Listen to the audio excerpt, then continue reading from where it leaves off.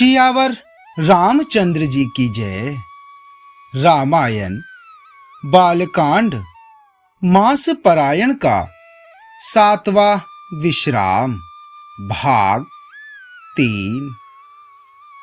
जब प्रभु श्री राम और श्री लक्ष्मण जी गुरु आज्ञा से नगर भ्रमण के लिए जाते हैं तो सभी नगरवासी उन्हें देखकर बड़े ही हर्षित होते हैं।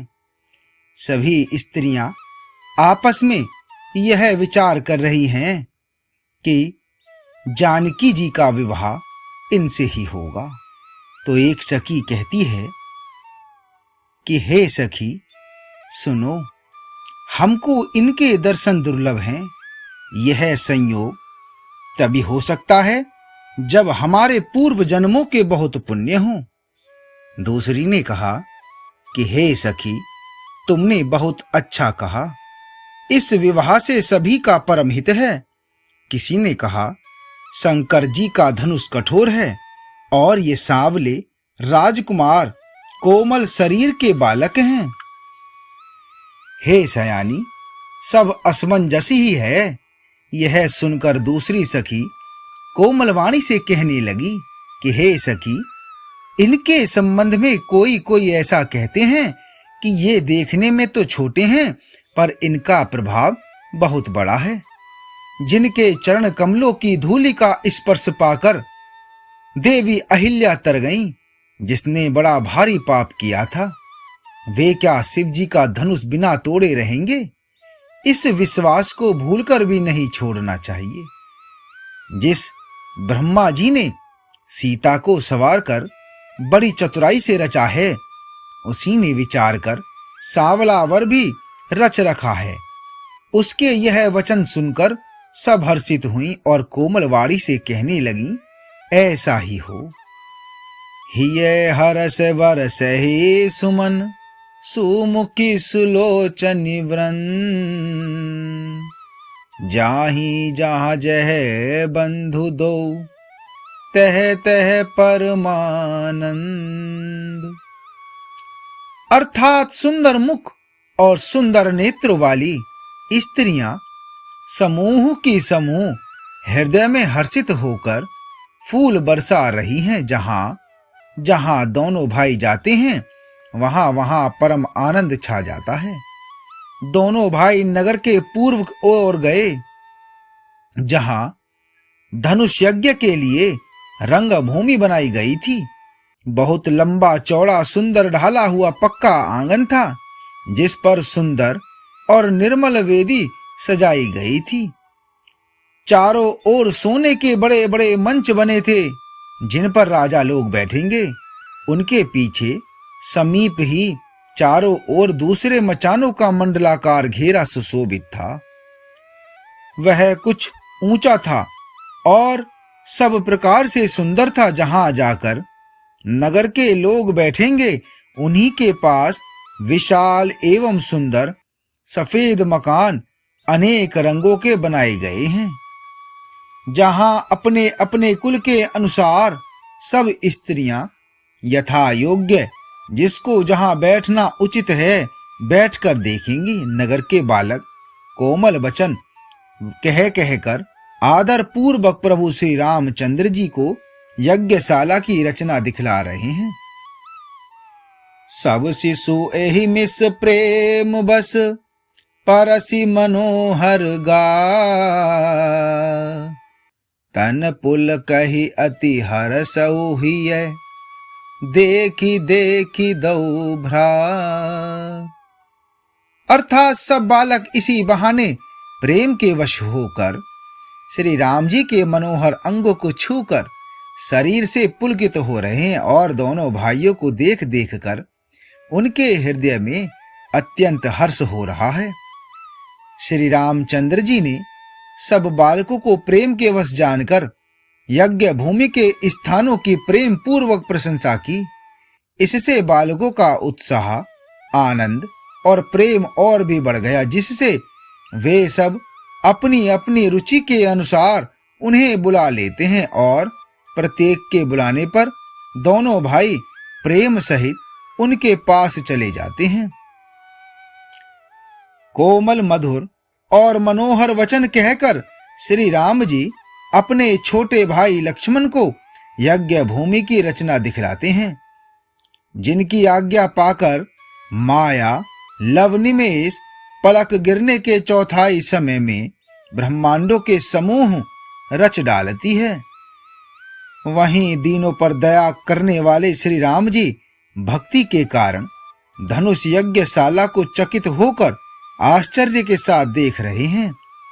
इस प्रकार सब कौतुक विचित्र रचना देखकर वे गुरु के पास चले। देर हुई जानकर उनके मन में डर है।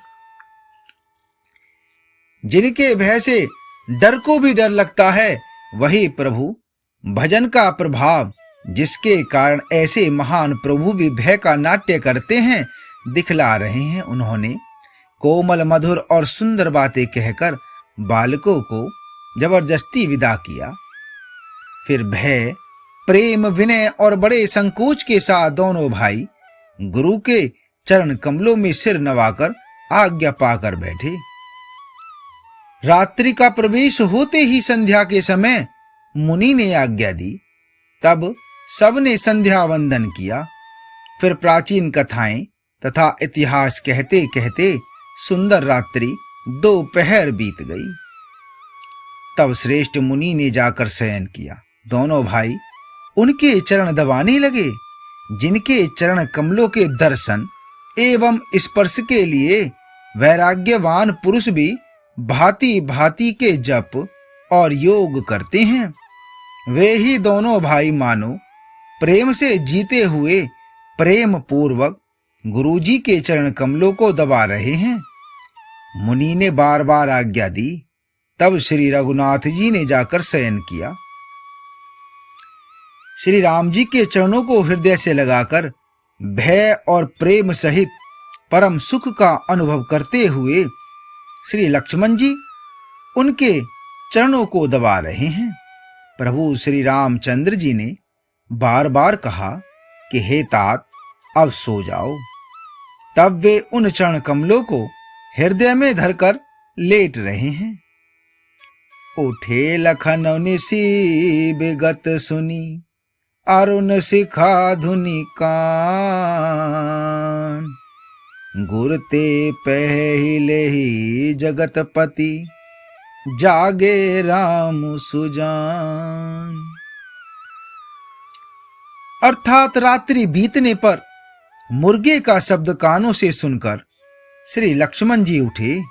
जगत के स्वामी सुजान श्री रामचंद्र जी भी गुरु से पहले ही जाग गए। तब शौच क्रिया करके वे जाकर नहाए। फिर संध्या, अग्निहोत्र आदि नित्य कर्म समाप्त करके उन्होंने मुनि जी को मस्तक नवाया। अर्थात पूजा का समय जानकर गुरु की आज्ञा पाकर दोनों भाई फूल लेने चले। उन्होंने जाकर राजा का सुंदर बाग देखा, जहां वसंत ऋतु लुभा कर रही वसंत ऋतु लुभा कर रह गई है। मन को लुभाने वाले अनेक वृक्ष लगे हैं। रंग बिरंगी उत्तम लताओं के मंडप छाए हुए हैं। नए पत्तों, फलों और फूलों से युक्त सुंदर वृक्ष अपनी संपत्ति से कल्प वृक्ष को भी लजा रहे हैं। पपीहे, कोयल, तोते, चकोर आदि पक्षी मीठी बोली बोल रहे हैं और मोर सुंदर नृत्य कर रहे हैं। बाग के बीचों बीच सुहावना सरोवर सुशोभित है, जिसमें मणियों की सीढ़ियां विचित्र ढंग से बनी हुई हैं।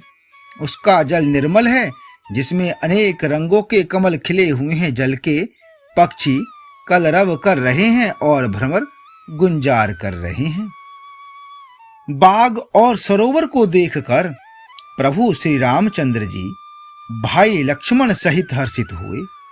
यह बाग वास्तव में परम रमणीय है, जो जगत को सुख देने वाले श्री रामचंद्र जी को सुख दे रहा है। चारों ओर दृष्टि डालकर और मालियों से पूछकर वे प्रसन्न मन से पत्र पुष्प लेने लगे। उसी समय सीता जी वहां आईं। माता ने उन्हें गिरिजा पार्वती जी की पूजा करने के लिए भेजा था। साथ में सब सुंदरी और सयानी सखियां हैं जो मनोहर वाणी से गीत गा रही हैं। सरोवर के पास गिरिजा जी का मंदिर सुशोभित है, जिसका वर्णन नहीं किया जा सकता। देखकर मन मोहित हो जाता है। सखियों सहित सरोवर में स्नान करके सीता जी प्रसन्न मन से गिरिजा जी के मंदिर में गईं। उन्होंने बड़े प्रेम से पूजा की और अपने योग्य सुंदर वर मांगा। एक सखी सीता जी का साथ छोड़कर फुलवाड़ी देखने चली गई थी। उसने जाकर दोनों भाइयों को देखा और प्रेम में विहल्ल होकर वह सीता जी के पास आई। आगे का भाग 4 में। जय श्री राम।